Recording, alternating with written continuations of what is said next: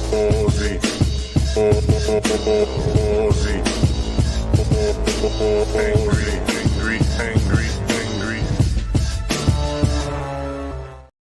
Alright, live for a Sunday night. And I'm going to make a video. I haven't made a video for a while. This one's about eggnog. So I'm just going to go do that. Set up for that.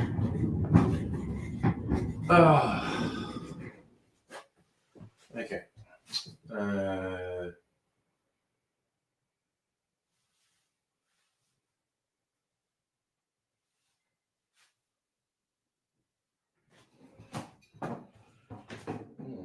was just thinking of what to do for a thumbnail for this, actually.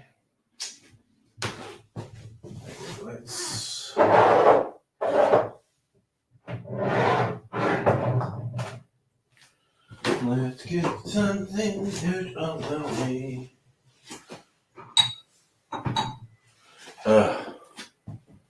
Okay.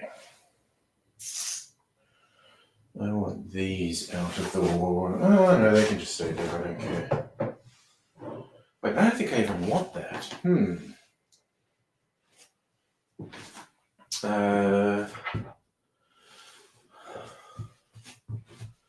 Now, let's just, I can forget that. That won't be in shot if I leave that there.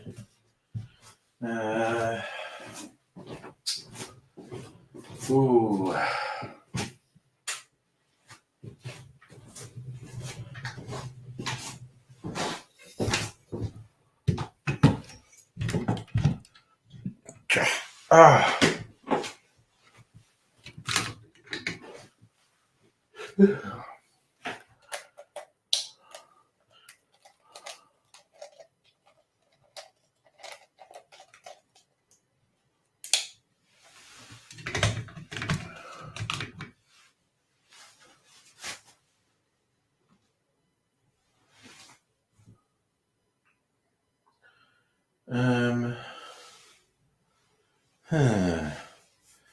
Big O question-o. You know what? I'll think about it tomorrow.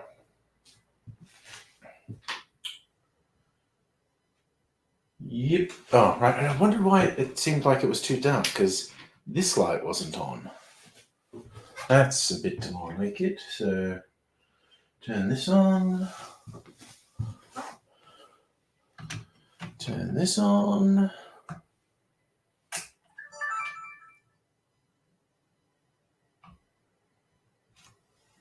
All right. Just that little bit there.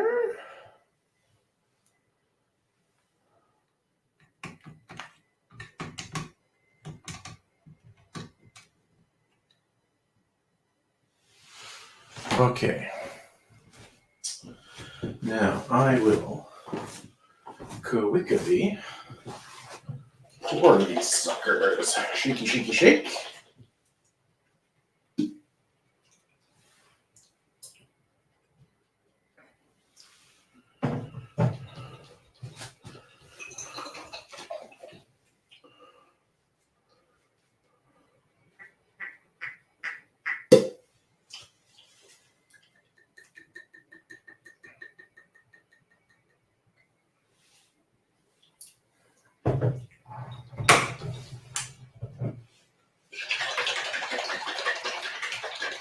Shaking your booty right down to the ground.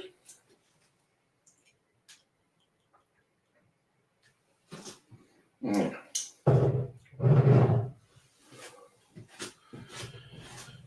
Okay. Ready?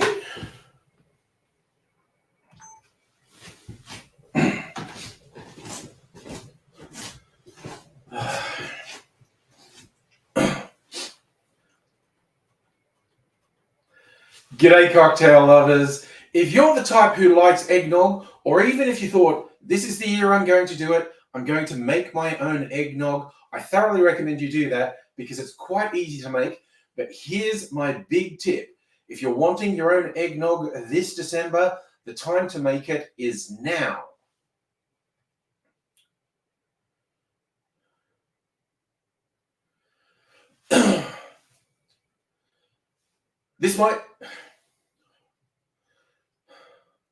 This might confuse or surprise some people, but the best eggnog is aged eggnog. And I do love introducing people to the concept when they've not heard of aged eggnog, because as soon as you say, I'm going to age the eggnog, like for months, they'll freak out a bit because it's got dairy, it's got eggs. Isn't that unsafe? Well, for a motorcycle, good time for me to have stopped. Oh wow, it's louder than I thought it was going to be. There we go.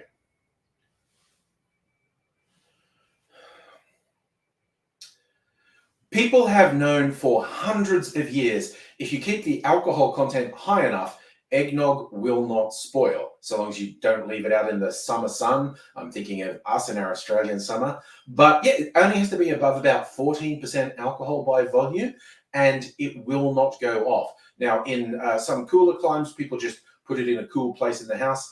I'm in Australia. I don't take risks. I do actually keep it in the refrigerator.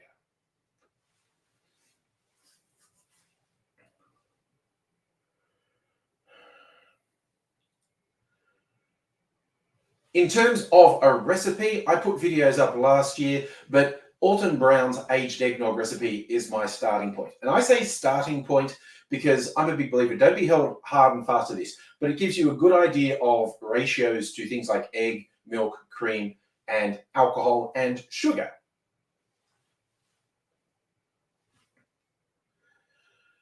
Each batch I make is a little different. The alcohols might be different. Common ones to use are rum, brandy, whiskey. You can use whatever you like. I almost always use a blend of rum, brandy, and whiskey in mine. And you can use different types of milks and creams. It doesn't have to be dairy. You can use coconut milk, coconut cream, or anything that takes your fancy. And you can even experiment with the sugars. Raw sugar, white sugar, caster sugar.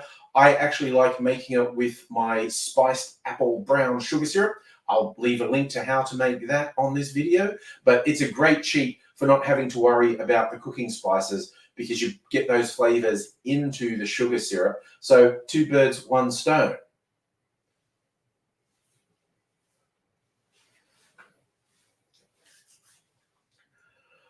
I have 3 batches of eggnog in my fridge at the moment. One I made about 3 weeks ago, one dates back about 3 months, and one I made in December last year for the specific purpose of having a 1-year eggnog for Christmas this year. I'm getting in a little bit early. I'm going to do a taste of each of those and give you an idea of what is maybe different about them. Bearing in mind, as I said, each recipe is even a little different. Like I've been known to actually use a cream liqueur in place of some of the cream or milk content.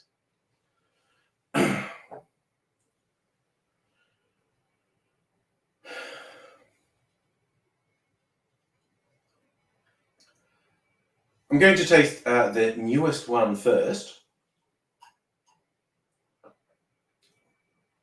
And I often say when I think that hardly tastes like alcohol, but I have shared this with people and they go, yes, it does. It tastes like alcohol.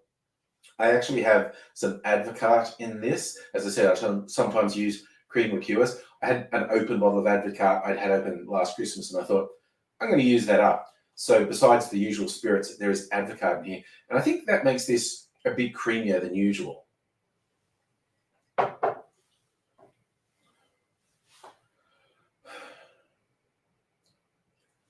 The 3-month-old one is a bit darker, but that's not a product of its aging. That's because I did actually make this with the brown sugar syrup. The other one was a mix of white sugar and brown sugar. I'll give this one a taste.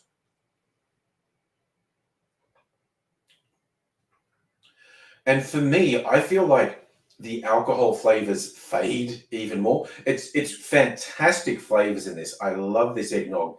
But even though it's the same amount of booze, for me, it usually tastes less boozy. I know I've read things online extremely contradictory things online. Some people think the booze taste comes through more. I think it's going to depend on your recipe and the environment in which you store your eggnog, and your mileage may vary, but that's what I'm getting.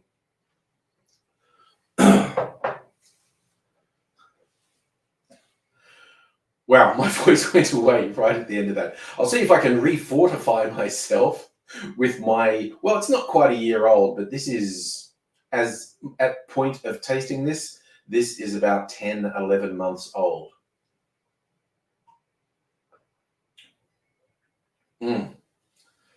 Oh, this is such a treat. The sweetness is still there. The alcohol is definitely there, but I do think the creaminess and the sweetness comes to the fore more the more you age it. Now, look, if this worries you, if this idea, particularly me talking about a year aged eggnog, I know there are people who age stuff for much longer than that, but if you're worried about this idea, I mean, I just have to say your bloodline is weak. You will not survive the winter. But to be slightly nicer about it, start with baby steps. I did. I think at an absolute minimum, eggnog should be let sit for a few days to a week to just really let everything in. One word, fuck it. To be slightly nicer about it, if the idea of aging eggnog worries you a bit, do baby steps. I think when you make eggnog, it should be allowed to stand minimum a couple of days to a week, just so the flavors fully integrate. But I think agitate it, or shake it once a day or so. I've been doing that for 10, 11 months with this one. Not every day, but most days giving it a shake.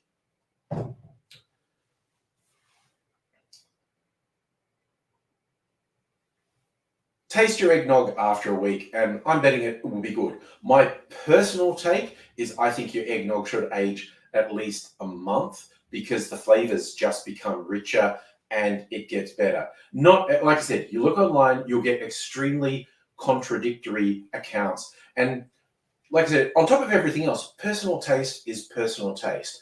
I think aging eggnog is an awesome idea. I think it tastes fantastic. I think you should try it and tell me how it goes.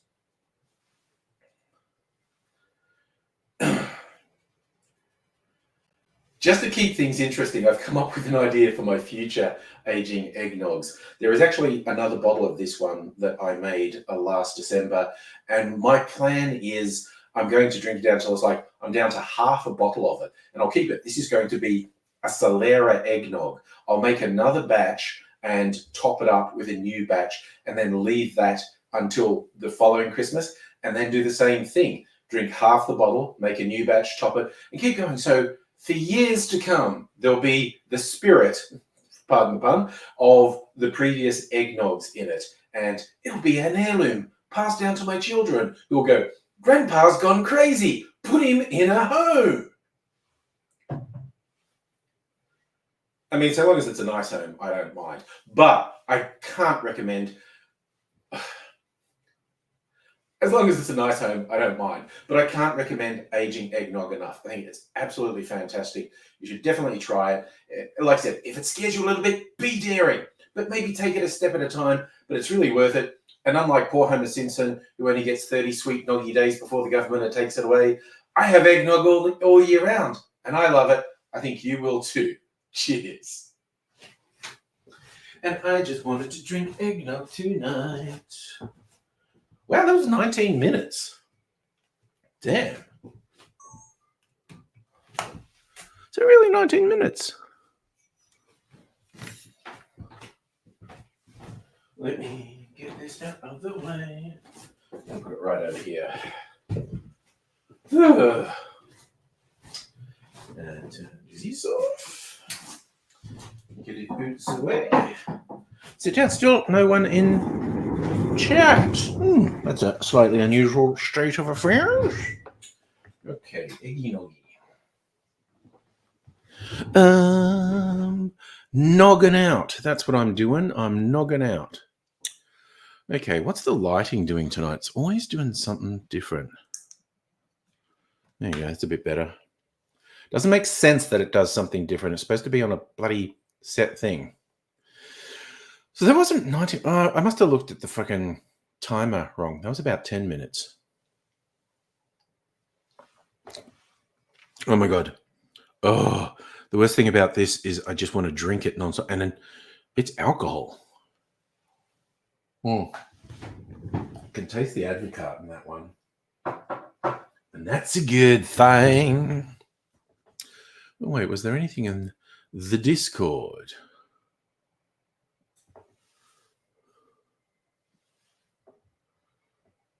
All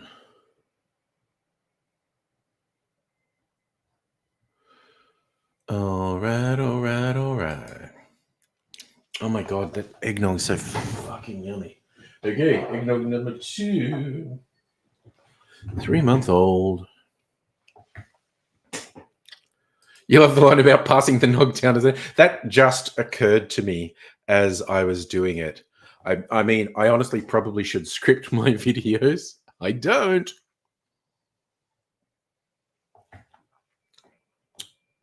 Yeah, I cannot do eggnog without mentioning Homer going, "We're going to get 30 sweet noggy days till the government takes it away." I tell you what, I don't mind the supermarket eggnog we get in Australia. It's not as rich as that, but it's nice. And what it's particularly good for, because I experimented with this last year, the results were friggin' awesome. Making a clarified eggnog, using the eggnog as the dairy part, and then making the boozy half, and oof, it's so fucking yum. Look, I just can't, man, I'm gonna have to slow down. Not that this is a huge amount, but it's not nothing. Drinking the 3 eggnogs. Yes, I basically do equal parts brandy, rum, whiskey. Like I said, look up Alton Brown's aged eggnog recipe. Even if you're not aging it, it's a really good eggnog recipe. And basically follow that. But, freeform. I tend to do half the volume of his. Oh, wow, you're up to 1 a.m. Nice. I had to function for a few things. Oh my God, that eggnog is so fucking good. I could just drink it all down and make myself really sick, I think. Oh, Heine is very big on the camera front. That's why if I ever get back to making my doco, Heine's one of my camera guys.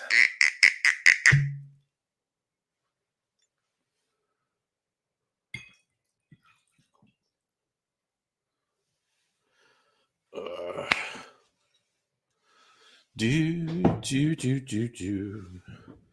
Oh, you know what? I'm going to peel a bit more orange peel off here. Why the heck not?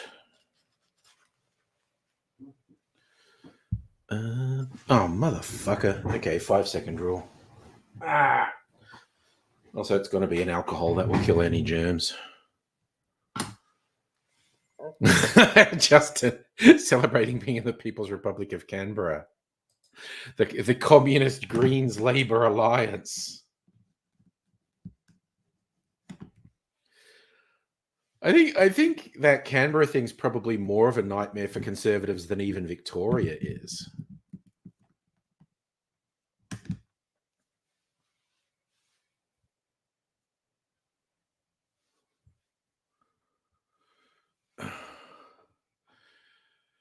Hey, Celtic King, how are you doing? Pointed out how much the stream's helped you getting off drugs and cigs. Oh, well, that's nice. Now we're just clean living alcohol guys. But I think temperance is the key word. Because I don't really binge drink. I sometimes, on Friday nights, get somewhat inebriated. And there were those little COVID incidents where I went and fell asleep. Yes, it was closer than expected, which was saying, you like my hair? I washed it today and it's really froofy. It's always really froofy when I wash it for a day. Yeah, now we've both got a booze tolerance. Okay, meal a day. Well, I guess have a good meal for your meal a day. Yeah, I'm trying to get shit in order on that front. But, that's why I'm going with things like Foods and Light and Easy just as controlled meal sizes. And I guts to stop the snacking. Although I'm way less bad at the snacking than I used to be. Oh, unless Labor gets their shit together, we're going to end up with a Dutton Prime Minister, which would be a frigging nightmare. Like, that guy's a fucking monster. It's just like Morrison, when a piece of shit wins an election they shouldn't, they take that as validation for all their piece of shitness. Your hair is all froofy when it's washed. Long hair is like that, basically. I've actually been toying with the idea of cutting my hair again. Like, not as short as it used to be, but much shorter than this. Like, because I used to get it done with clippers, and I was like, well, maybe just scissor short rather than clipper short. But that's just something I'm toying with. It's not a definite decision or anything like that.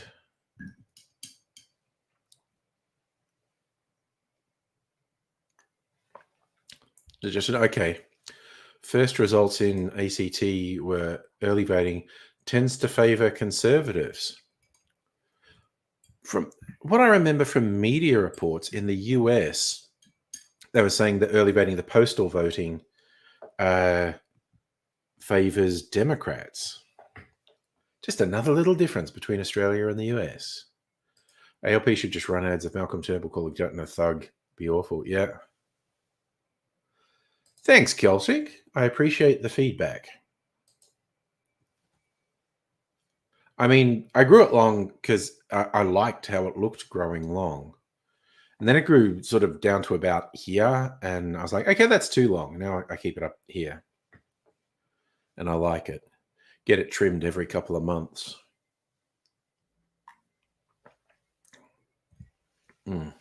It's funny, every now and then I'll see one of the videos I made from when it was at its longest. Like when I washed my hair when it was long, or even like it would hang down to about here. Like you see, even when I pull it down, it's only at the collar. But yeah, I got a little bit surprised when I saw a video recently and my hair was coming down to here, like it was just coming down the front, and I was like, I did not know I let it get that long. That's pretty long. So it was an experiment, and I appreciate it. Oh, Turnbull fucking hates Dutton. But then again, to be fair, probably more than half Liberal Party voters hate Malcolm Turnbull. But thug is about the most polite thing you could say about Dutton. It's accurate. It's definitely accurate.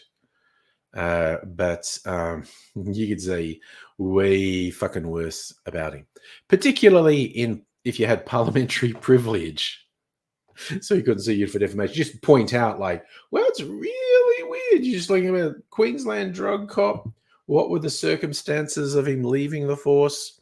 What's his property portfolio like now? And where did that fucking money come from? On a cop's salary. Just questions you could ask if you wanted to.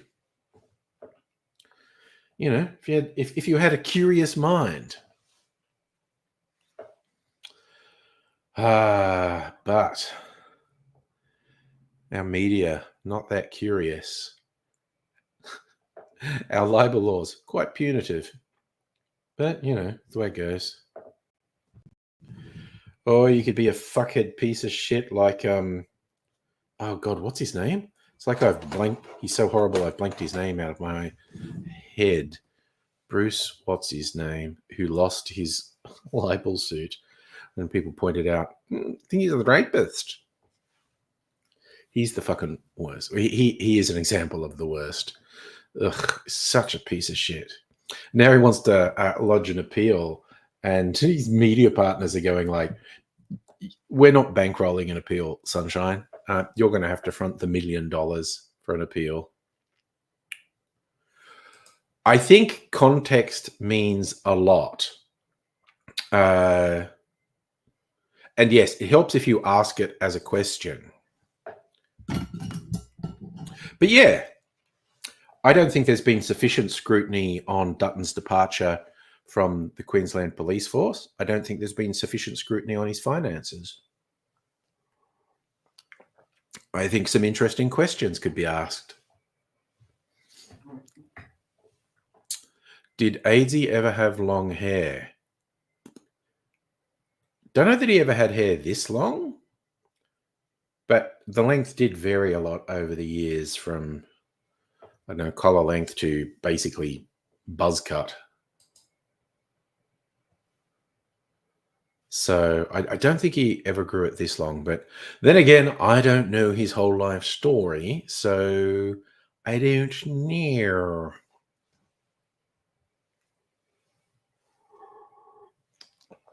I'm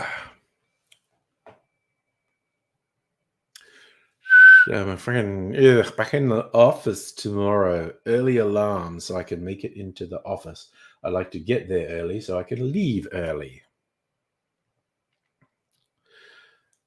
I mean, it's not super early. It's a 6:30 alarm I get. Some people have to get up much earlier than that. So, but you know, say Louis. I'm sure you'd find, yeah. I think Aidsy would find himself sexy with long hair. I don't know. It's one of life's mysteries. It's one I don't know the answer to. It's a mystery.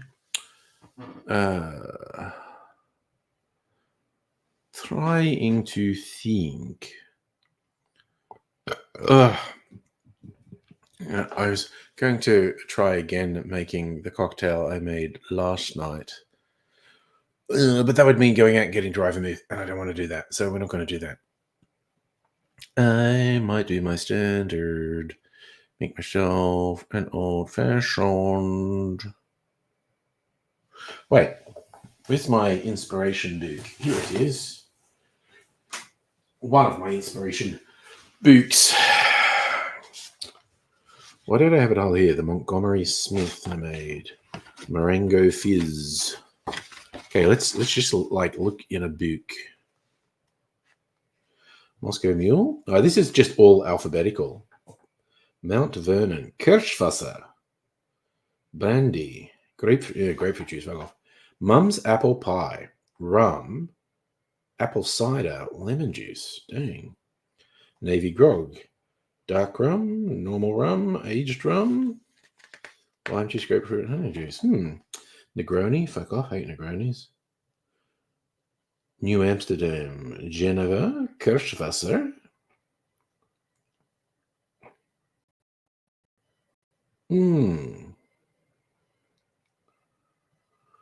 Demerara syrup and Peychaud's bitters. You know what? I can make a version of that. Kirschwasser. I do an eau de vie.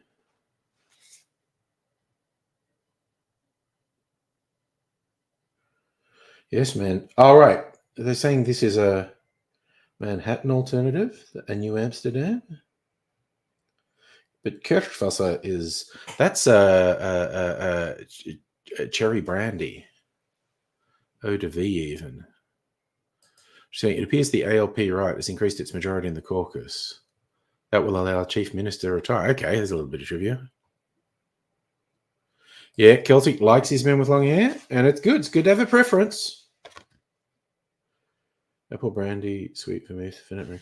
Okay, I'm going to try something inspired by this New Amsterdam because I've got a Geneva version. And, I'll use this wine eau de vie. Yes. That's what we're doing. New Holland. Oh, man. Okay. If this works... Okay, this is going to be an original creation.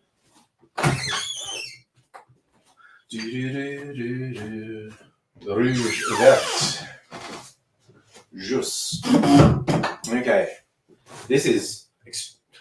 People, like, okay, pedants, and I'm a grammar pedant, and I think I can upset Dr. Abigail by calling something very unique.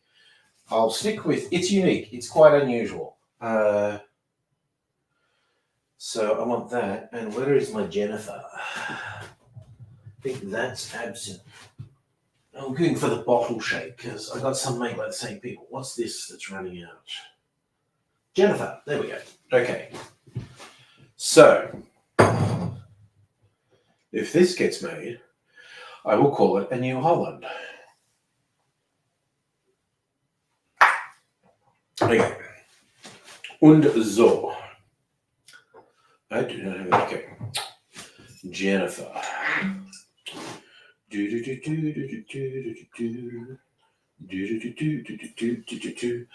do not have much more of this. That's okay. Que sera, sera. What do I want?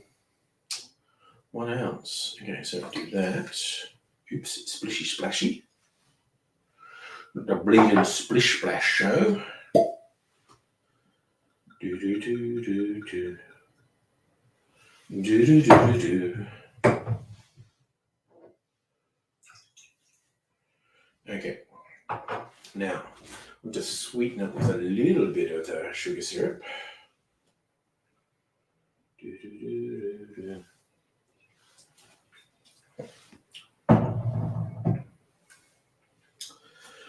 And I'll even go the number of dashes. How many dashes of Peychaud's bitters did they say? 2 dashes. Now, maybe barrel-aged Peychaud's. What is meine barrel-aged Peychaud's bitters? There it is. Whiskey barrel-aged Peychaud's. Do do do do do do do do. That's a nice colour. Yeah, a Manhattan alternative. If it works. How did they say to serve it, actually? Chilled coupe. All right. Well, I may have come up with a new creation. Hey, Safa, how you doing? Do you want light rail to go South Canberra? 27 years in government by the time of the next election. Yes. They'd be out of Young Labor. And then that is a ridiculous amount of time. Mind you, Menzies held power.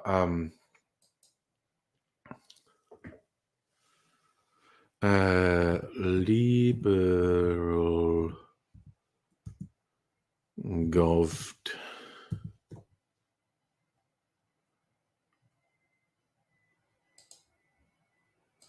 And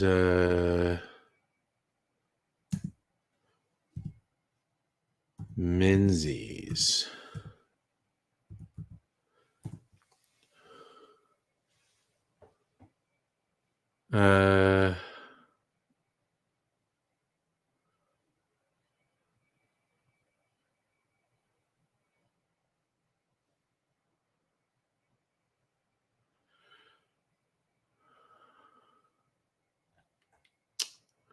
So where are we? How long was Menzies Prime Minister?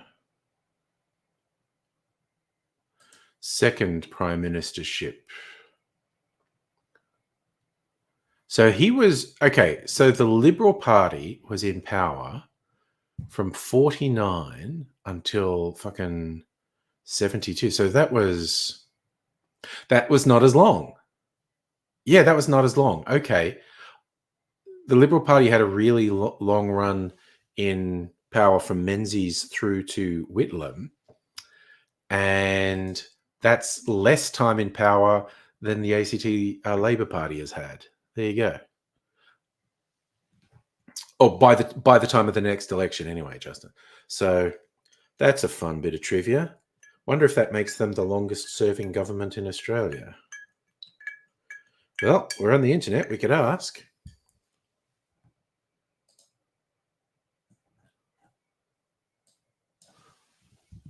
Longest serving Australian government.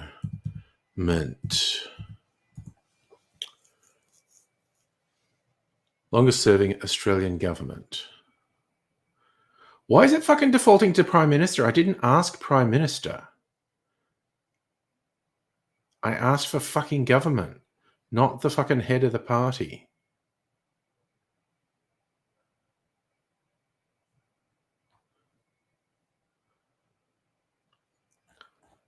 That's so fucking annoying.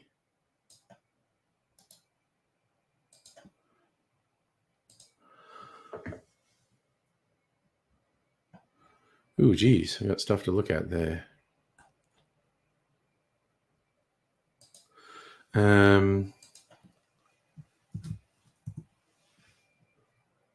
No, longest fucking serving.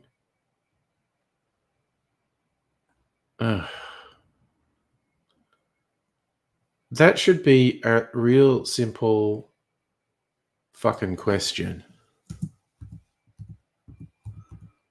State government. Again, heads of fucking government again. Okay, get fucked. Stupid internet.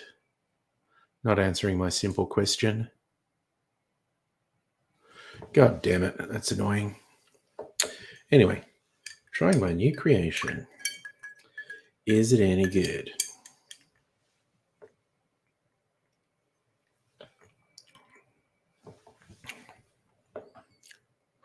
Not bad.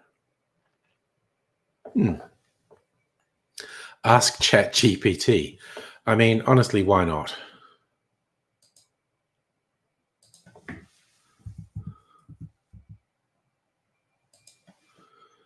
Do do do do do do do do do do do. Continue with Google. Do do do do do.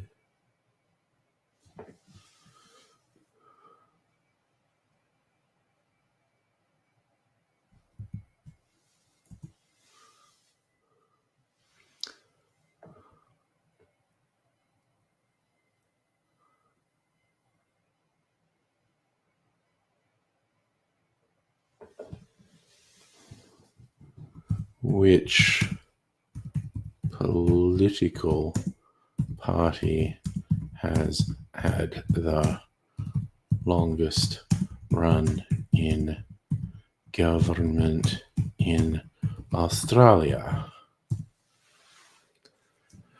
Liberal National Coalition holds the record for longest continuous run in government, 23 consecutive years.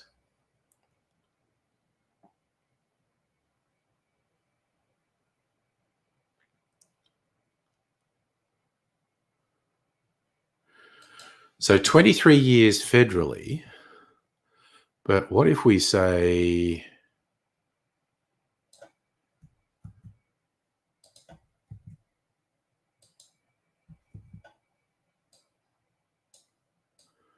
oh, come on, come the fuck on.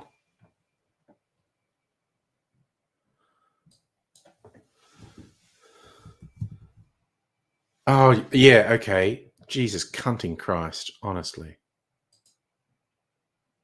Fucking computer hung there.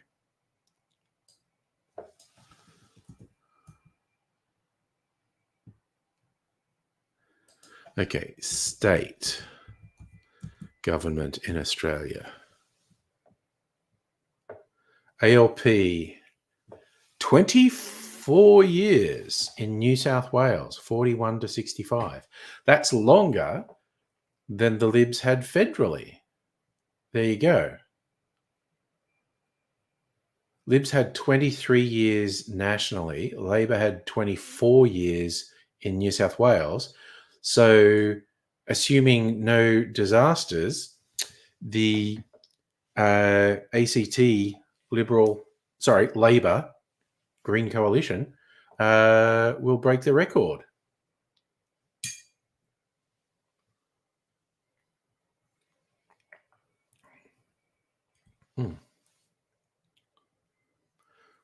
That's not bad. It's nothing exceptional, but it's not bad.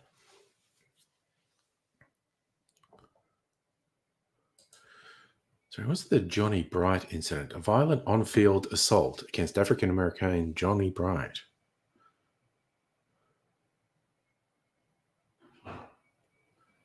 Damn, okay.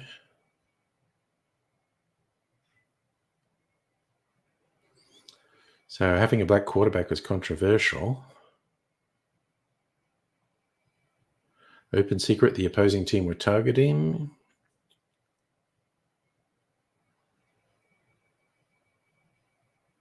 So he got knocked out 3 times in 7 minutes. And Bright later reports Smith's first punch broke his jaw. He was still able to complete a 61-yard touchdown pass.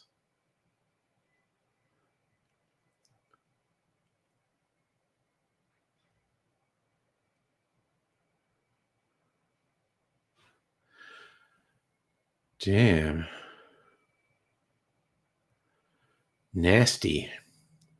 Who knew racism was a thing in mid-20th century United States? Honestly. I am shocked.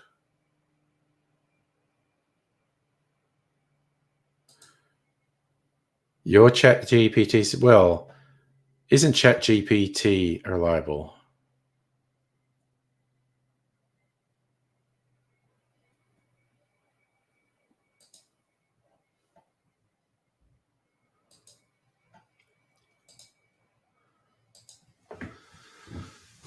Longest Labor govt Queensland. 32 consecutive years. Jesus Christ. It's so fucking unreliable.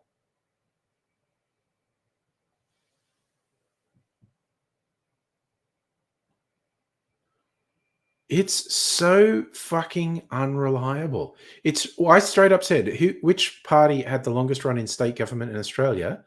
And it just said ALP New South Wales, 24 years. But when you ask it longest Labor government Queensland, it goes, oh yeah, Labor had 32 consecutive years. It's so fucking unreliable. Jesus Christ. Hey, Rays, how are you going?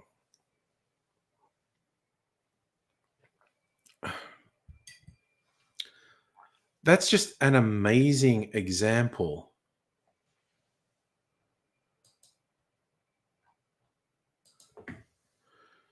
All right, now I'm going to tell it. You contradicted yourself with your last 2 answers.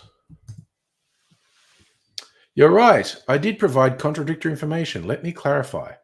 For state government, New South Wales had for 20 years. However, in Queensland, I made an error calling ALP longest serving government overall. In fact, ALP in Queensland had an even longer continuous period running for 26 years.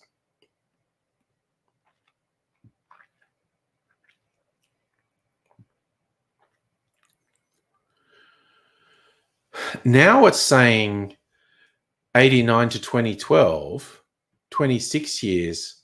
Listen to this. The longest continuous Labor in government lasted 26 years, not 32 years as previously mentioned.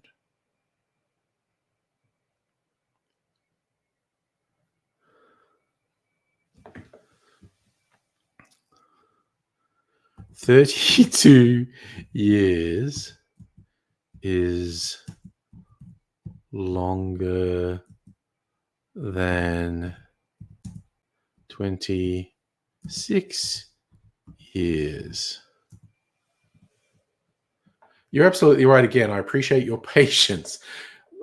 This is fucking awesome. As in awesomely bad.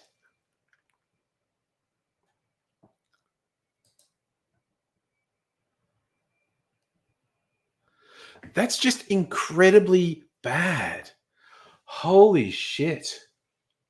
That was just an absolutely simple, unambiguous answer that it got wrong 3 times.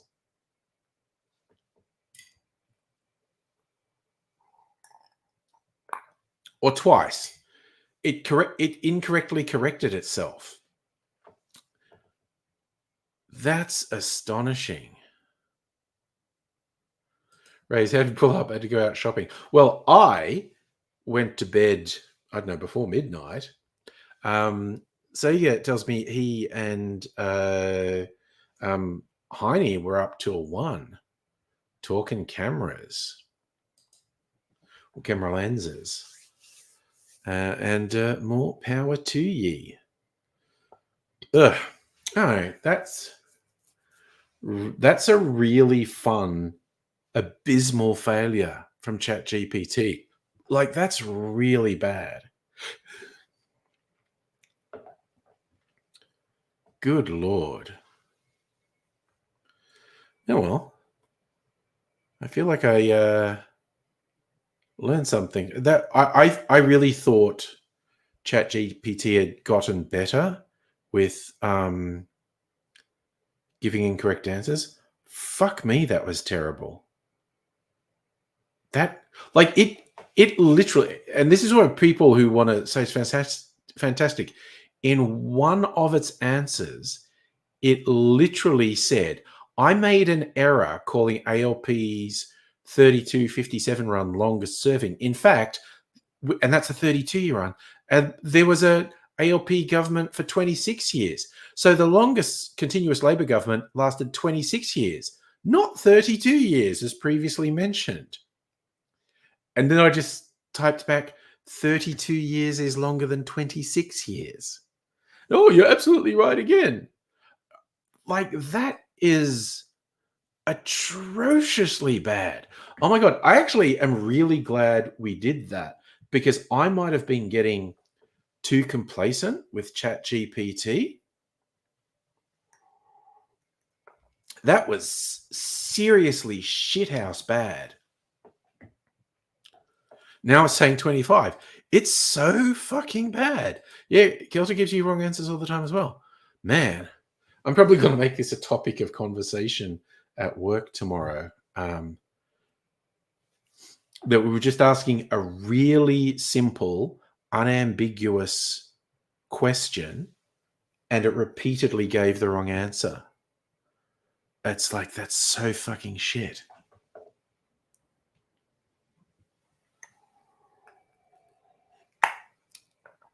Oh, wow. God damn. You're more likely to get an accurate answer if you tell it to research the answer. Well, okay, this was just frivolous use here. If I'm ever using it for something serious, I always say, provide links to sites that support this answer, because I know not to trust it. But that fuck up blew my fucking mind. Like, it literally just went and said 26 years is longer than 32 years. It's like, what the fuck? Just a basic fundamental error like that. I thought they had improved it. I didn't know it still made errors that bad. Okay, so ACT Labor has to win several more elections to claim the record. And who knows if they will. That, again, that's the bit that's really outrageous. It unprompted corrected itself and said, oh, yeah, there was a Labor government in Queensland that lasted 26 years. So that's the longest one, not 32 years. It literally said 26 is more than 32. That is astonishing and really worth remembering. Oh, I think I should have some mineral water. I got my favorite mineral water because it was on half price sale again. Oh, looks a lordy. It always gets stuck in my head from the old Young Ones episode where they go on University Challenge. And it's the host saying, "Who said, Lorks a lordy, my bottom's on fire?" And the answer was Joan of Arc. You had absolutely no idea 26 is more than 32? Is 100 more than 15? Yeah, so apparently it's still really bad at maths. That was a thing. And for a program, that actually does my head in, that a program is bad at maths. It's like, freaking come on. But the large language models were always notoriously bad at maths. And oof. Can't help thinking this whole AI thing is going to be a flash in the pan. Like, I've said this before, but the best description I heard was someone saying, I look forward to this going the same way as 3D movies and VR. Every few years, there's hype about, oh, it's fucking happening. This is awesome. And every time it fails to meet expectations and people just don't want it.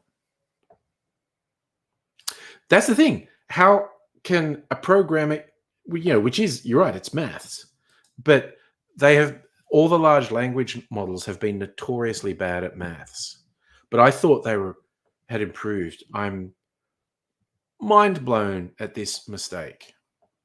The episode where Homer dances with the stripper, Bart takes a pic, everyone gets a copy of the pic, Homer's walking Quickie Mart.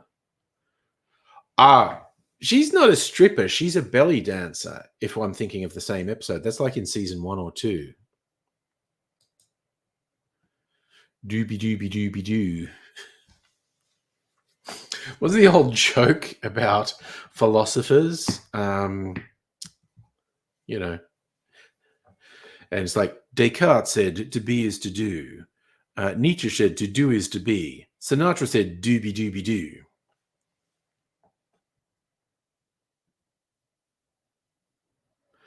You asked it to research the election. Okay, that is interesting. Yeah, because they will say, I don't have new information, but then it researched the results. Interesting. You see it in your head so accurately. Let's see if I can find the actual thing. Sinatra, philosophers, doobie doobie doo. See if that brings it up. Quote investigator. So it's yes, Socrates. Okay, this is the one. I saw this at the. Kurt Vonnegut apparently first mentioned it in the book. I saw it in a movie once, saying "to be is to do," attributed to Socrates. "To do is to be," attributed to Sartre. "Doobie doobie doo," attributed to Sinatra. Oh, so graffiti mentioned in the Dallas Morning News in 1968. A month ago, he wrote on a warehouse, "The way to do is to be," attributed to Lao Tzu, Chinese philosopher. A few days later, a salesman wrote under that, "The way to be is to do," attributed it to Dale Carnegie. And then someone wrote "Doobie Doobie Doos," Frank Sinatra. So they're saying that's the earliest version, saying to do is to be is Lao Tzu, to be is to do is Carnegie, and Doobie Doobie Doo, Sinatra.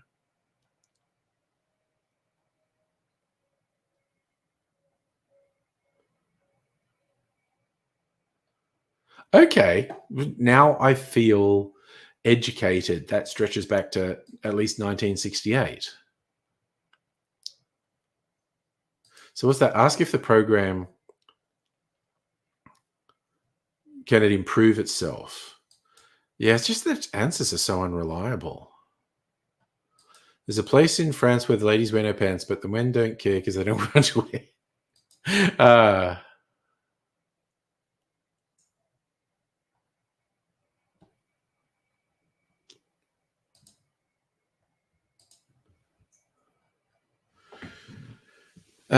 Could you write programming that improves your existing programming?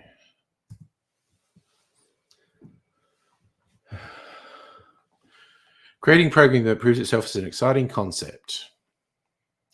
Self-improving systems or metaprogramming.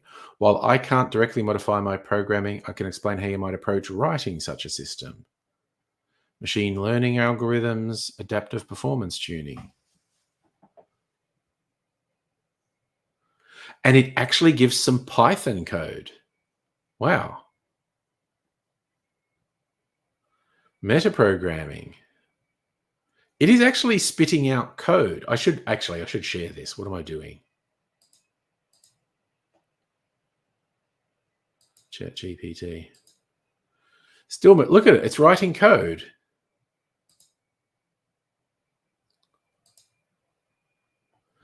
I need to change my background.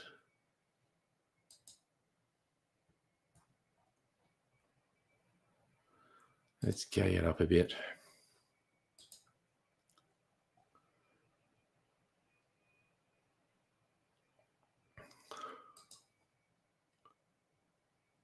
No, okay, go away. I clicked on the wrong tab. So yeah, it actually wrote some code. Machine learning algorithm, metaprogramming, and evolutionary algorithms. Reinforcement learning. That was actually a pretty interesting answer. I did see that video as well. It was pretty funny. It's also an old concept. I saw someone do it with chatbots years ago.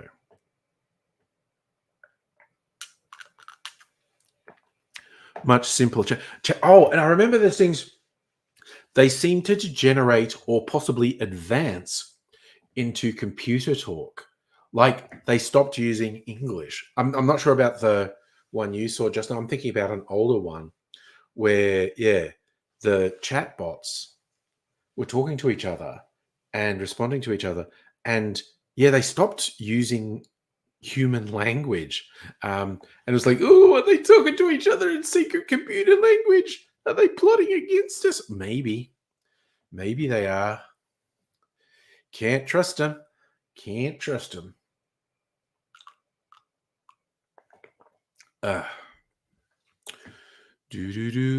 Nog, how you doing? Feel like I haven't seen you for a while. Hope you've been keeping well. We are delving into ChatGPT tonight and had a really interesting example of some of its rather profound shortcomings. But it's all about learning. Oof. God, I had a sudden urge to drink more eggnog. Anyone who wasn't here at the start of the stream, I have 3 batches of eggnog. One that I made in like December last year, one that I made about 3 months ago, and one I made about 3 weeks ago. And they're all super fucking yum. Yes. The whole generative AI thing is shaping up to be a scam and a money pit. Like, you've got Google and Microsoft buying nuclear reactors to generate enough electricity to run their fucking AI server farms. And they're not going to be able to make money out of it. The available evidence is they just can't make money out of it because it is actually super expensive and environmentally destructive.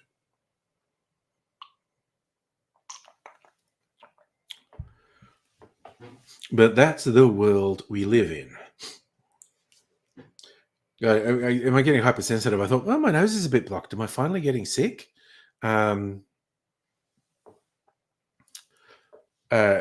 Mrs. Angry's lad was really sick, but we didn't get sick.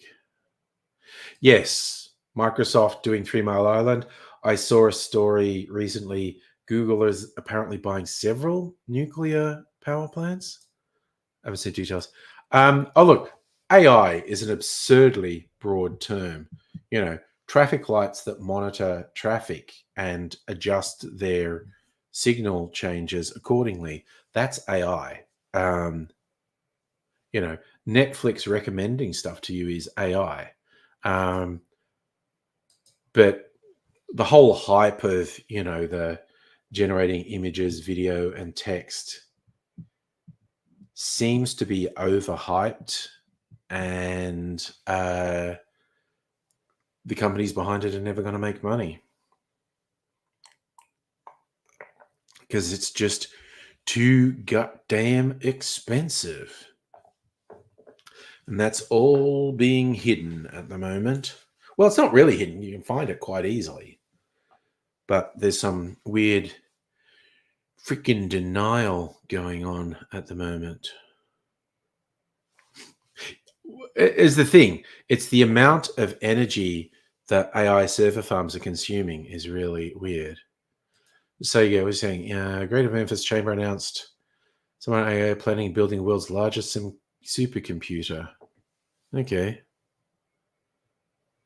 They're saying it'll be operational this December. Okay. Try getting ChatGPT to read a document. In what context are you asking it to read a document? That phrase could mean multiple things. So I'm not sure what you're actually saying there. To be fair, Discord chat was flooded with information. Yeah. Chatbots, they're devious. Oh my God, I saw an article last week or so, and the person writing it was like a tech specialist, and he's going, this almost got me because it was a voice that was responding to me in real time and sounded like a person, but then while he goes like, oh wait, the speech pattern is too regular. Like it wasn't robotic, but he's just going like, it's too smooth. Like people don't talk that smoothly. But they'll change the programming to introduce pauses and stutters and whatnot.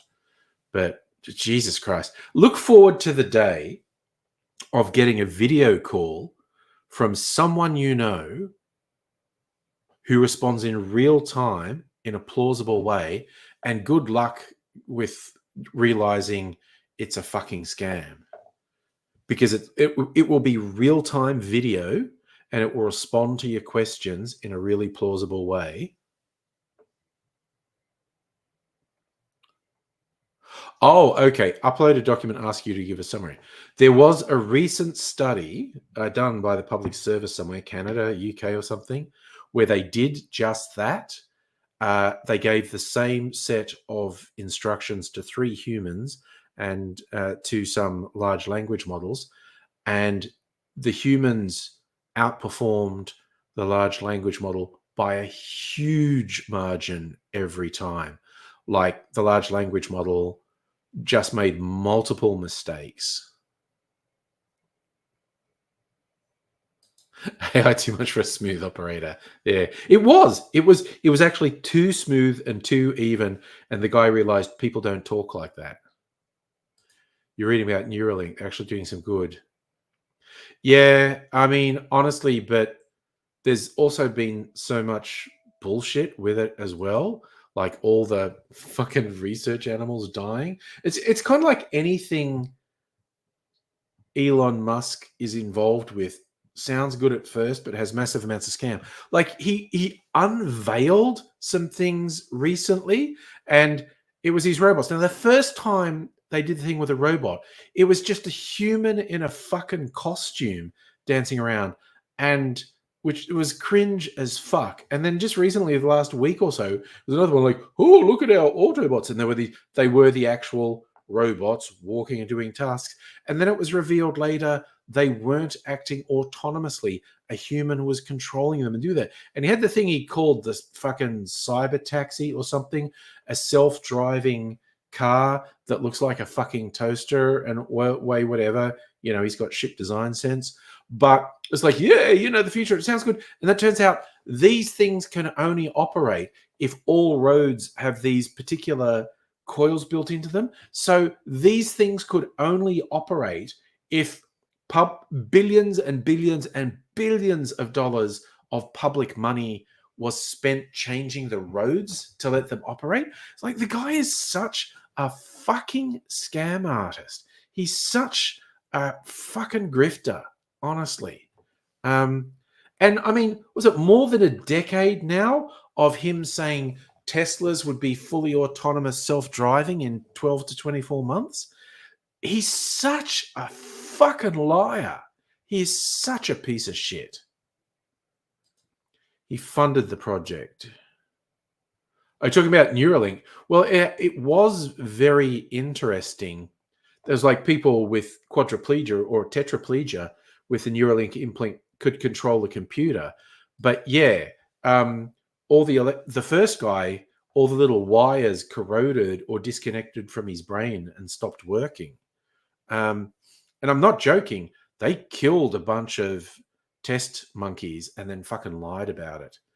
He's like, anything that he's associated with is a fucking lie and a grift. Again, his SpaceX, he bought into SpaceX. And yes, but SpaceX also, they might end up being a good thing, but they've had multiple powers. But his grift there is to get the US government to pay for all the SpaceX thing. Oh yeah, you should see the video, Race. It's wild. The booster rocket is coming back down, and there's this thing like barbecue tongs that grabs it. Fucking wild. It is a very impressive thing. It's incredible.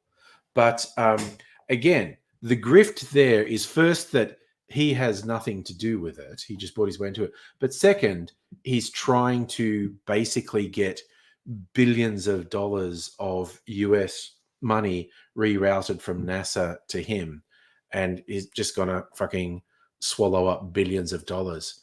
He's just a fucking grifter. He is a piece of fucking shit. He's just the fucking worst. Yep. Oh god, the funniest thing to me about SpaceX is a few years ago they were having problems. I think when I say a few years, I think this was pre-COVID. And I will just say once more, COVID has completely destroyed my ability to fucking remember timescale. But I think it was pre-COVID, so it was more than 4 years, 5 years ago. I don't know, whatever. But SpaceX were having some problems, and he was making these pronouncements in the media about, if they can't fix it, I'll go down there myself and fix it. Could you imagine being the actual rocket scientists who are struggling with really complex problems, and that self-absorbed, self-indulgent cunt says he's going to come down and do it better than you? Stuff that he is in no way capable of doing. And he's just fucking mouthing off in the media about how he's going to fix it. It's like, I'm absolutely fucking amazed that an employee at one of his various companies or an investor hasn't fucking taken him out, you know, pushed him in front of a Cybertruck or something. Because Jesus fucking Christ, he's a piece of shit. Oof. Oh no, Rays, were you upset at the Perth Glory? Oh dear. Oh, I feel very sad for him that he looks like Elon Musk. Not an attractive man. Ugh. It's just, ugh. I just can't shit talk the guy enough, basically. He's a fucking piece of garbage. You pay good money to see Elon trying to do rocket science. Yeah. But it was literally, I was just thinking at the time, and repeating myself, but you imagine you're an actual rocket scientist doing actual cutting edge shit. You're achieving things that have never been achieved before, and you're having problems, and it's so frustrating and so difficult. And that fucking piece of shit is just mouthing off in media about how he's going to come down and fix it. It's just like, fuck you, man. Tricky, so you're not saying he invented anything. He didn't invent anything. He bought into a succession of things and repeatedly claims credit for it. And that's fucking PayPal, Tesla, SpaceX, everything. He's bought his way into it, starting with his fucking apartheid emerald mine money. He's just fucking garbage. Yeah, I mean, honestly, like, because he came up with just a pathetically stupid response. I'm going to do a little submarine. And the actual cave divers are going, shut the fuck up. You have no idea what you're talking about. And so he calls the guy a pedo. And it's just like, what the fuck? But everything he gets involved with is a fucking grift. Like I said, even SpaceX, which is, amazing technology doing amazing things, his intention is to siphon off billions of dollars of US taxpayer money, take money away from the actual impartial science of NASA and line his fucking pockets with it. Everything he's involved with is a grift. And what he says about his involvement and his contribution is always a lie. There's no exception.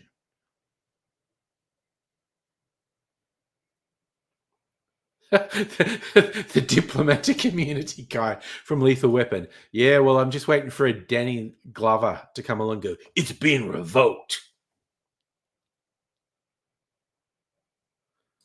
See, I don't think he's okay. And again, this is not an angry argument or anything. This is just an exchange of views.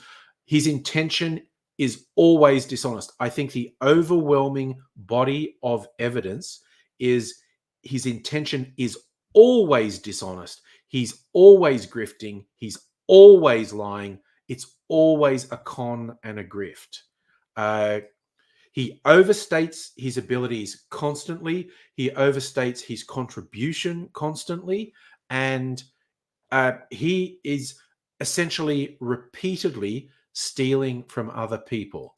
Justin, what did you put? Oh, God, the guy who looks... Does he? All right, I'm going to look at this. Does this guy actually look like Elon Musk? Let's have a look. Let's rate. Does this guy actually look like Elon Musk? Does a bit. And honestly, I think he's done his hair deliberately that way.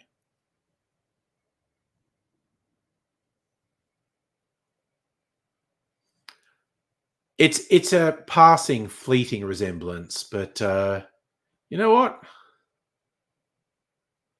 Michael Peterson.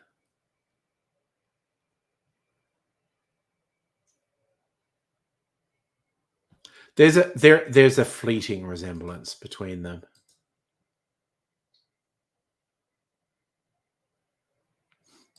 Yeah, look, again, but he just bought his way into Tesla.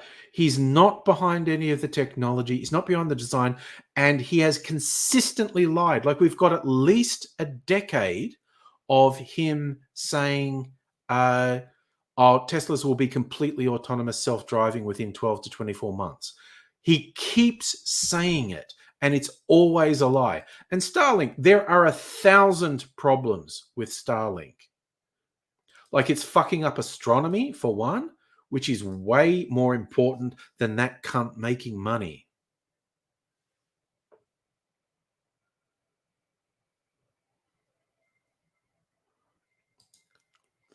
Well, but Tesla probably should have gone under because it's a fucking scam.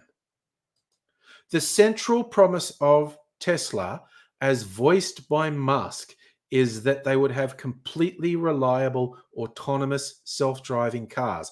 And that is a fucking lie. The whole company is built on a complete fucking lie.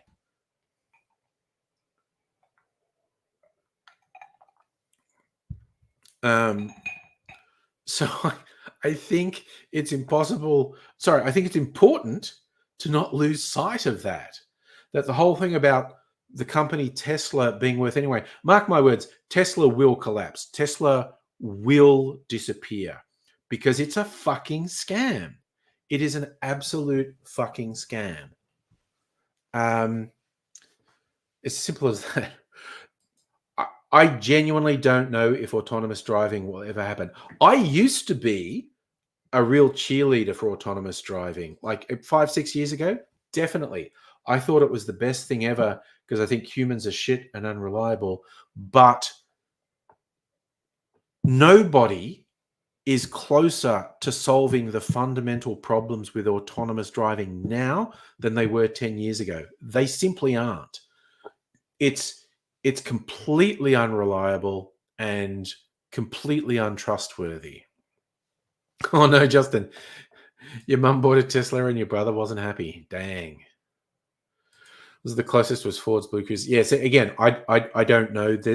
Tesla gets all the publicity, but I know there are a lot of other companies trying to do it as well. Like, I friggin' loved the idea of it, but it's just simply built on like, okay, well, solar cars is a whole different thing. There's some really interesting technology with solar cars. But again, this is where I'm going to be honest and go, I don't know enough about the technology. I'm definitely not an expert, and I don't know who's going to come through with it. But like, I'll keep coming back to it. I think it's really important to acknowledge Tesla and all particularly the concepts pushed by Musk, but the company overall is a fucking scam, and it will collapse completely because it's an unsustainable fucking scam. I was like, oh, it's cool. I like the design. I like this technology. And I won't argue if you like that design or that particular bit of technology is cool or this particular bit of technology is cool. But the company Tesla is unsustainable. It's a fucking lie. It's a fucking scam. Yeah, and I would not argue with anyone who just likes the Tesla car. It's like, cool, you like the car. Good for you. I'm just saying, and predicting the future is a mug's game, and I deserve to be completely wrong and made to look like a chump, but I feel quite confident in my extremely uneducated prediction. The Tesla company will definitely disappear because it's unsustainable. It's a fucking scam. Apparently, the Chinese EV manufacturers are doing really well. But and this brought this up on another stream, but it's like Barnaby Joyce was bringing up the thing about you got to be careful of Chinese-made EVs because they could be remotely controlled by the Chinese Communist Party and they could use it to cause havoc. It's like, it sounds stupid when Barnaby Joyce says it because everything Barnaby Joyce says sounds stupid because Barnaby Joyce is fucking stupid. But there is actually a non-zero risk that there is malicious code built into these cars that you can't find, and it could be remotely activated to just fucking shut the cars down, or worse, make the cars speed uncontrollably, make the brakes fail. Again, this is out there, but if anyone says it's impossible, they don't know what they either don't know what they're talking about or they know they're talking bullshit, because it's definitely a non-zero risk. I mean, honestly, the Chinese Communist Party are completely fucking untrustworthy. And you get these cars which are completely computer driven and the operating system is a closed black box that you can't access. And, you know, they connect to the internet to get updates and whatnot. It is absolutely a non-zero risk that there's a backdoor built in for malicious actors to come and fuck with you. Saying Tesla's a small company.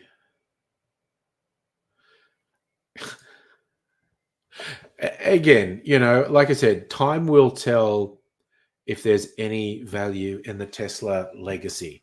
But, and, you know, I like the idea of pushing the big manufacturers to do EVs and have more sustainable fuel models. But I refuse to gloss over what a fucking liar and a scam artist Elon Musk is.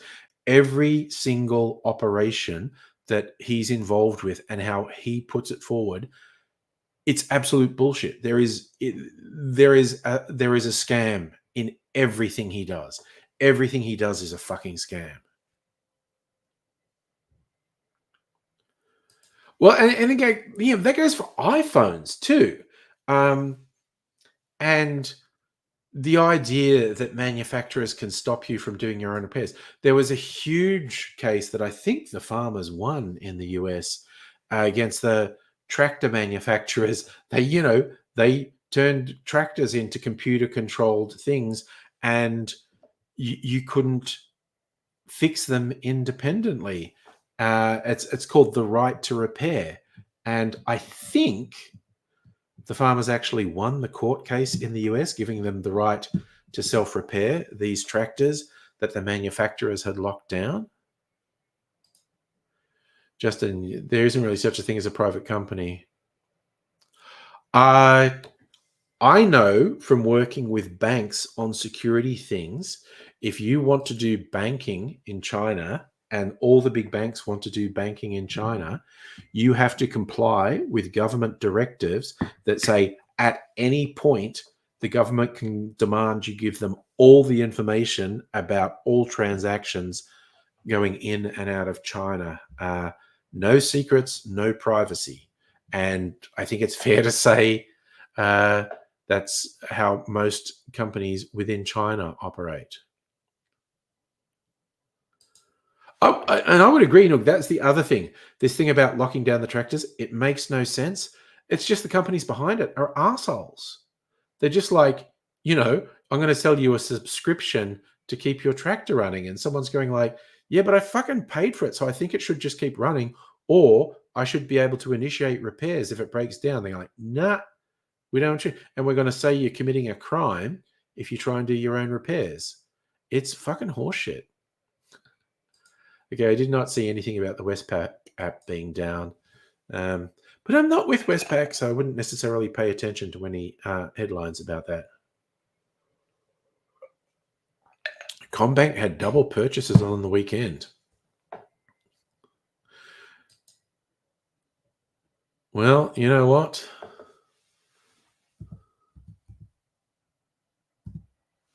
What am I doing? Oh my God, I can't hit the right key on my keyboard. Do-do-do-do. Do-do-do-do.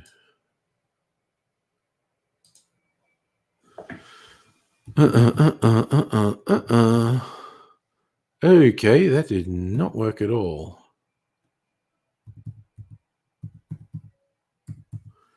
Trying really hard not to say my password out loud.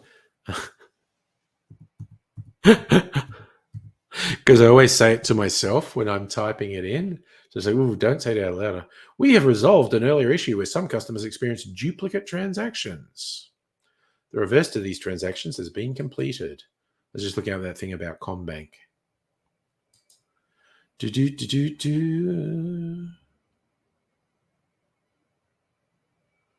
Man, how much money do I have?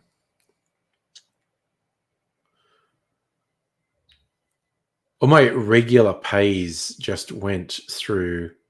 And so I finally worked out how much of a pay rise I got. I got my back pay for a pay rise.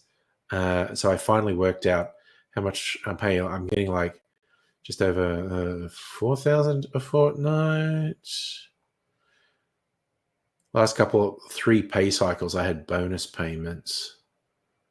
They go through, and I used to get 3.9. So basically, I'm getting an extra $50 a week.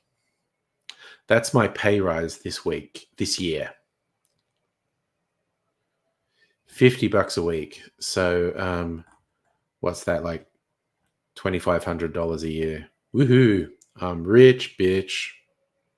Is that how that works? Yeah, that's how that works. I am like, so I think I have in common with ChatGPT. I'm often really bad with maths. Yeah, no, I get what you're saying, Justin, in terms of ownership. But even if they were having private companies, every company that operate, and that includes international companies in China, you have no secrets from the CCP. Yeah, don't spend it all at once. Yeah, 50 weeks a week, $50 a week, man. Fuck yeah. People do what, Nog? See, I was looking at something else, so I'm not altogether sure what you're saying there. But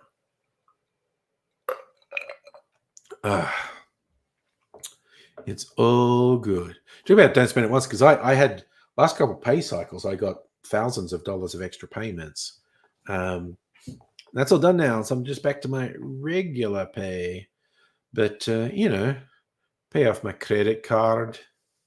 Be good. Saying password out loud. Well, I was just being really careful to not do it. Because normally I'm by myself, so I'll go like, I might just absent-mindedly as I'm typing go, this is my top secret password. Or if it's the number one, it's like 666-555-111-222. And it's just like, don't even move your lips. Don't move your lips in case there's a lip reader watching. Also, lip reading is actually not as much of a thing as we've been led to believe. Apparently, even good lip readers are essentially guessing what you're saying.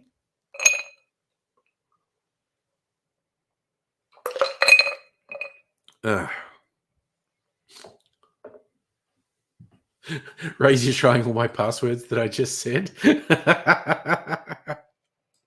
I legit had to be careful. I was like, oh God, don't say anything out loud about your password. My God. Because gotta be honest, not the sharpest tool in the shed. Oh, I also just thought of something.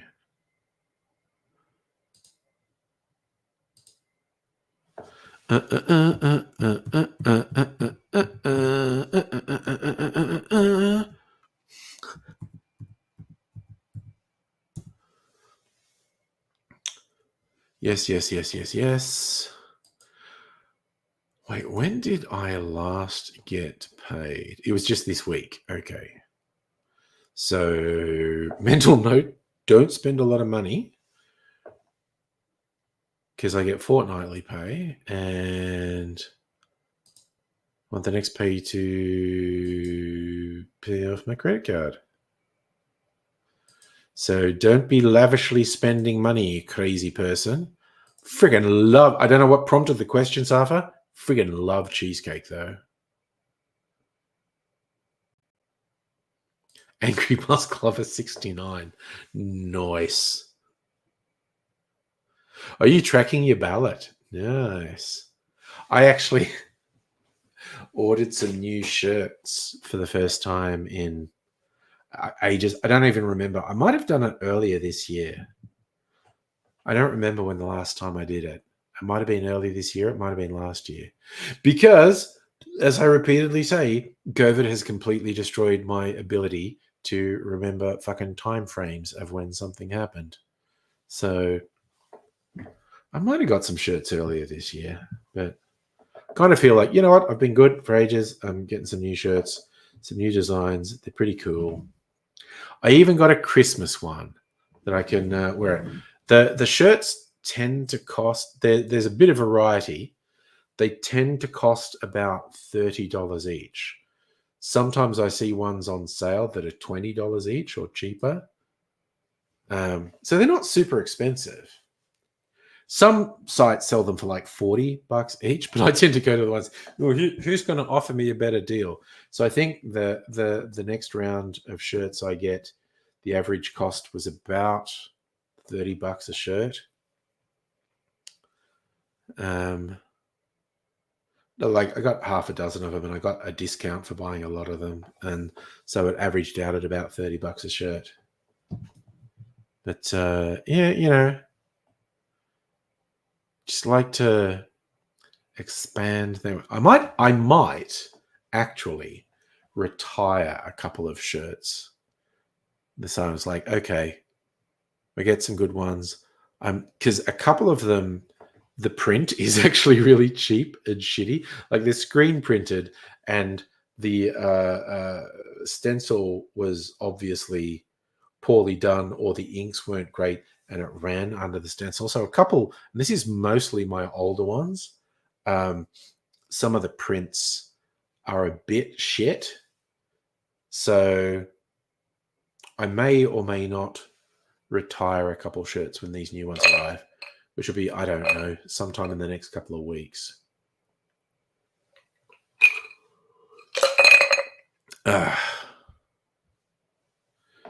If you send something to the US, you can put a tracking number. Oh, yeah. You can do all sorts of tracking things these days with parcels if you so choose. It's just a whole thing. It's, you know, I assume that's barcode driven. Like each transition point, they scan the barcode, which updates the system and says it's here now. I mean, if you want to be super obsessive, you can buy little RFIDs, radio frequency ID tags, and put them in the package of whatever you're sending, the envelope or the box, and they'll be communicating their exact location.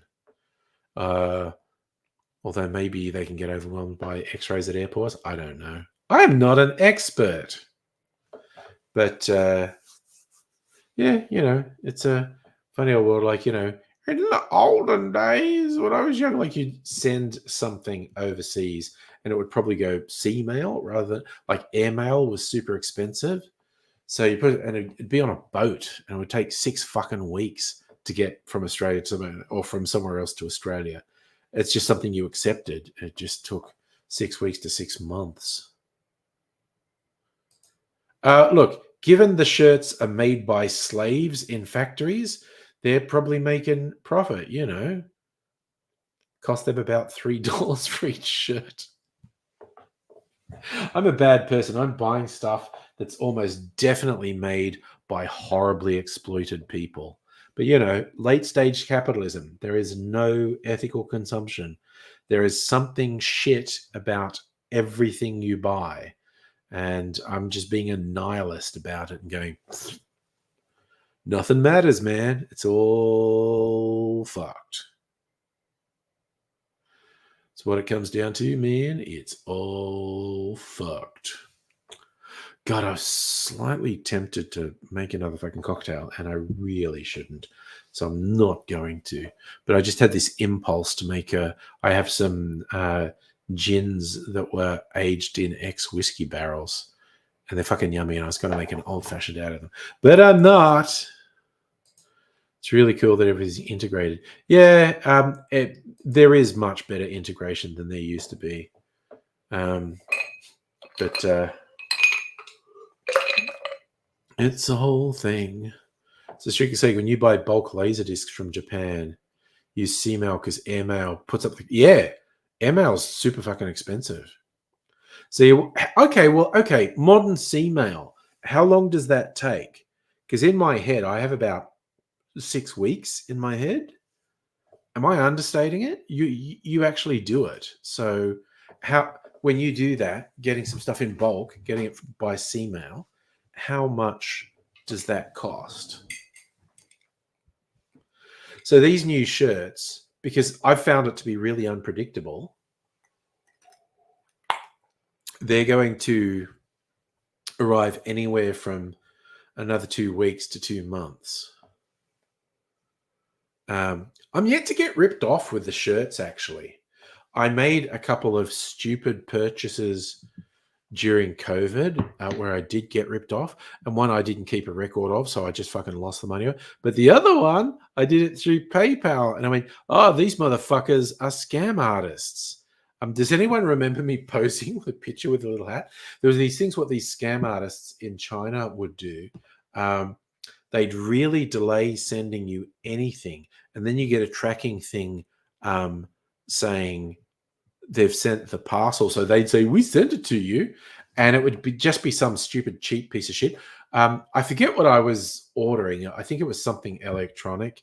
But what they sent was a fucking like beanie.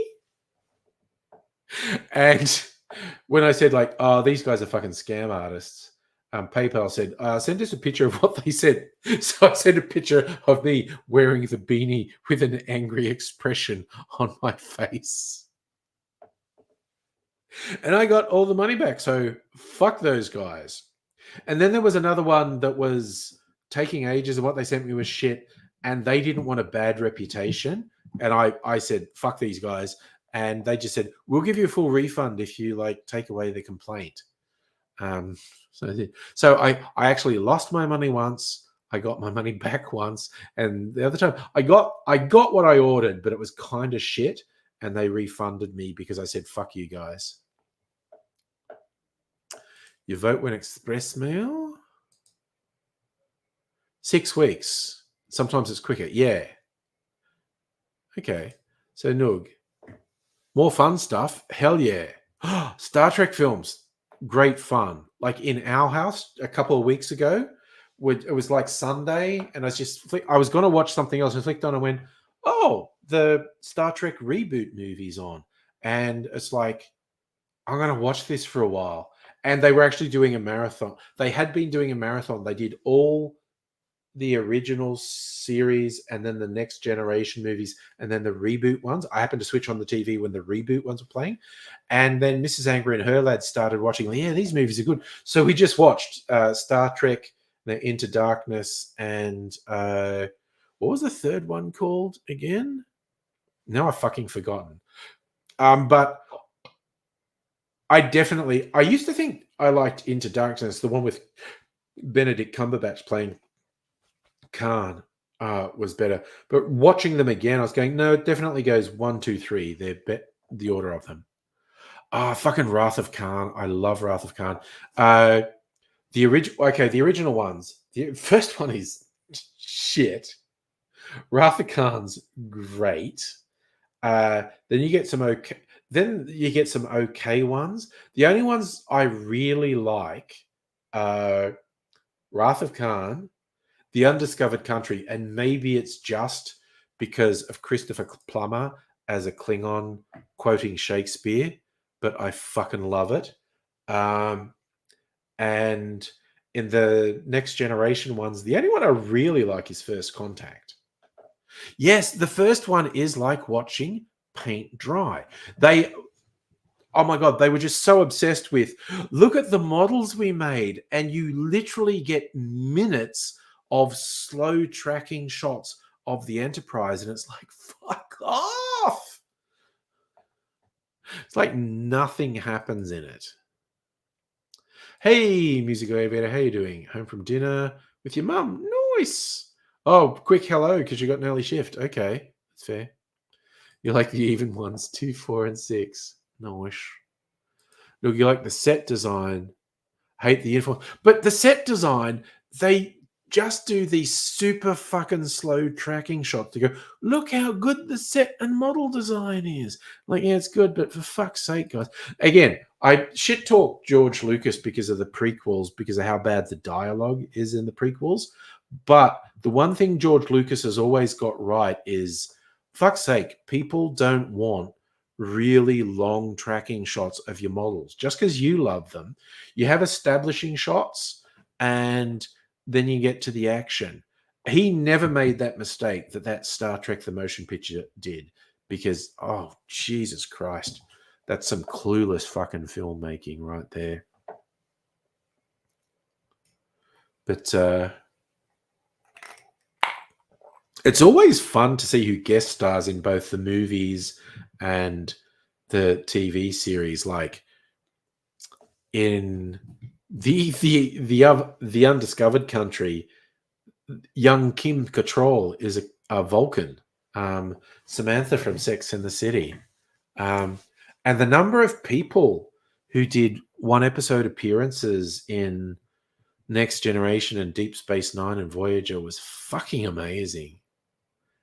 You know, everyone from Jason Alexander, George Costanza, to Iggy fucking Pop. I just remember, like, Mrs. Angry was rewatching all of it with her lad a few years back, and there's one episode, and it's like, that's Iggy Pop. What the fuck? Iggy motherfucking Pop. Iggy Pop is in Star Trek. What the fuck?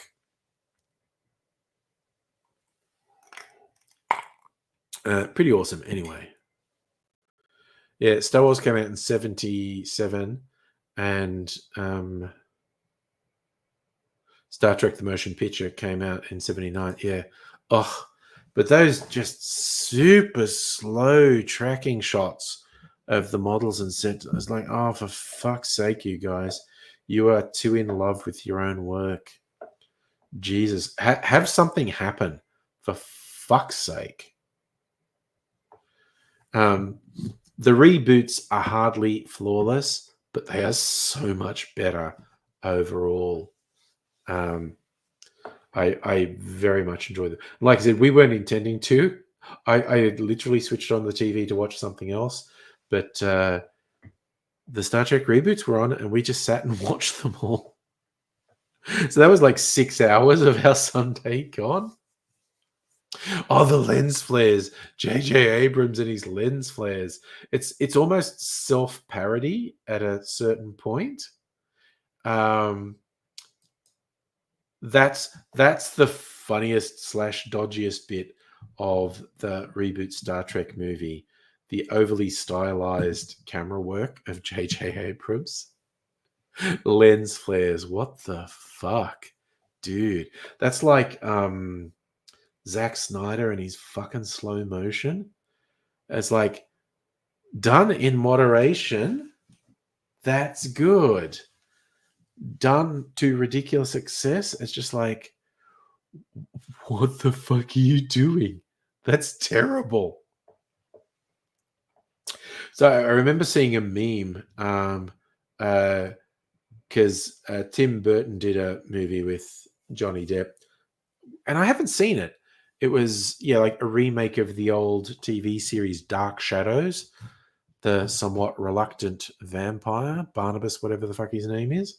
There was a meme someone did going, are you shitting me? Tim Burton's made a film called Dark Shadows? What next? J.J. Abrams making a film called Lens Flares? Zack Snyder making a movie called Slow Motion? And it was a really good observation. It's my favorite sort of joke where it's making a really spot on observation that you get straight away. It's like, yeah, it was an established IP, Dark Shadows, but yeah, the signature thing of those fucking gothic vibe movies that Tim Burton makes is Dark Shadows. So yeah, it was it seemed a bit on the nose, as they say. But yeah, it's a whole thing. Oh, whereas I've just been continuing the Mad Men watch through with Mrs. Angry. We are now halfway through the final season, finished episode 7 of a 14-episode season. And I was just going, oh man, I'm going to miss this one when we finish it, because this is just so good. It is such a good show. It's so well scripted, such well-formed characters. It's so well shot.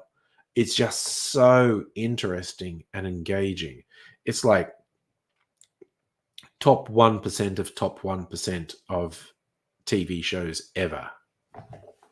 There's like a handful of shows that are that good. And again, what you rate is going to vary a little depending on your personal tastes. And I know I like some of the ones that Mrs. Angry's not so into, like Sopranos or Breaking Bad, but just the technical execution of Mad Men is so freaking good. Like, where did I put my phone? I just heard a ding. Maybe Mrs. Angry going to bed, I guess.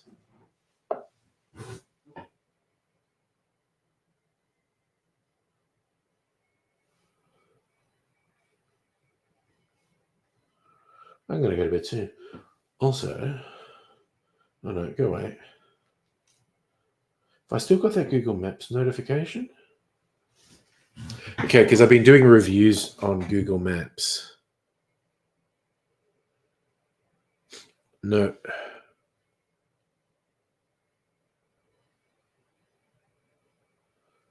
How to send a check-in. 96%. What's it reminding me of old pics of the young'uns when we went to Sydney one time?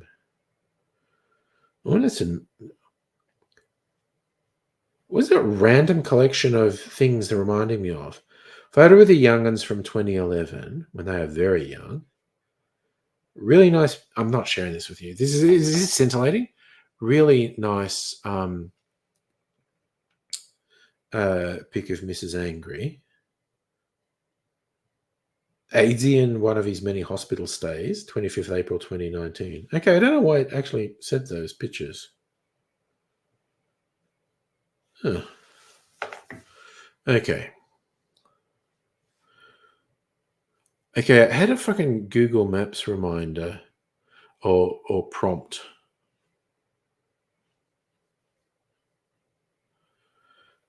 And I didn't tap on it and it went away. It's going to be something about how many thousand people looked at my reviews. Google Maps is like super keen.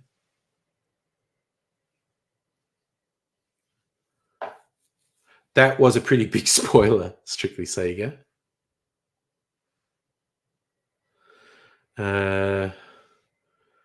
Iconic places, reviews. Where's the thing for my reviews? Sebi Scroll. These are reviews for places around. Someone did a review of a parking lot. Good on you. I'm sorry, I have standards. I only do reviews of high-end cocktail bars and restaurants. Someone's done a review of a park. Good on you.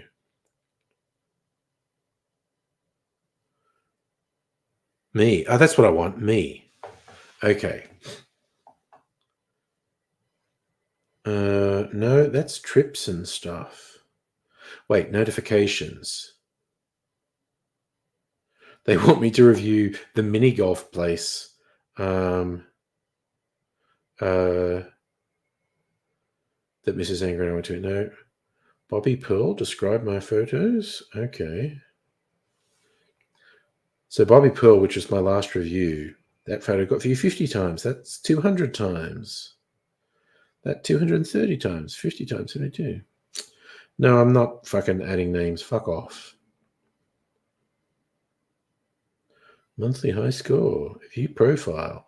So here's what I go. Okay, so they really want me to do stuff like where's the thing? They always want to tell me how many people have looked at my reviews or photos, and the last one was saying like 400,000 people. I'm like, bullshit. Ooh, Soph's home. Okay. Well, Strick, say you going off to see Soph? I'm going to go to bed.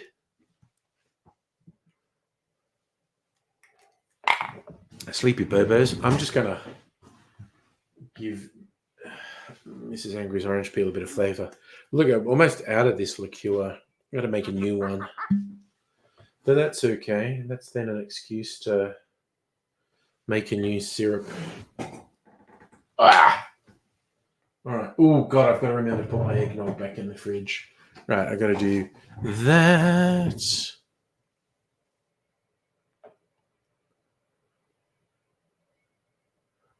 All right, the eggnog one. Yeah, I'm not sure how long that will be when I edit it. That will be interesting to see.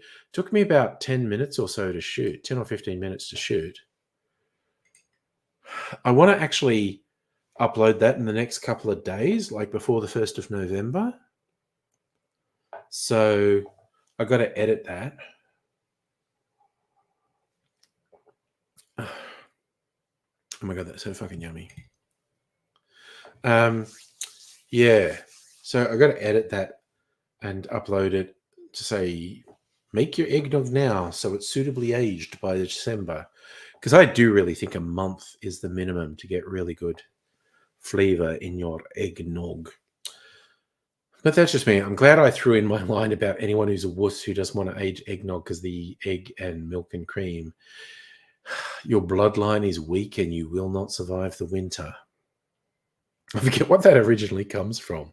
Sounds very Game of Thrones, but I'm not sure what it originally comes from. Actually, we're on the internet. Let's see if I get a thing. I go, your bloodline is weak. That automatically auto-completed.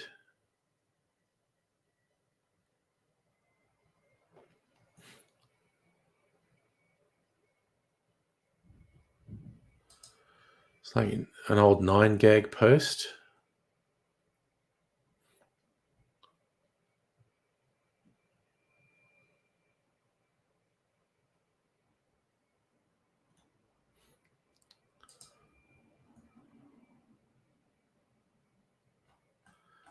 Your bloodline is weak. Origin?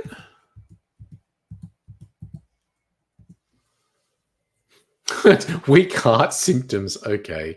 10 warning signs of no, it's just it thinks I'm dying. It's just tests for your blood. Oh my God. Okay. Having said that, I'm gonna eat my cherry and then go to bed.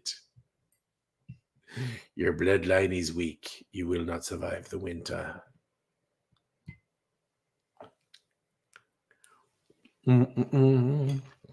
Fucking yummy cherries. God love the cherries. Good night, all you fine and funky people. One day for dinner, I had a Youfoodz lasagna, which was yummy. But I'm gonna, if you're around, I'm all probably going to be back on Tuesday. Probably watching more Mad Men with Mrs. Angry tomorrow night as we work our way through the final season.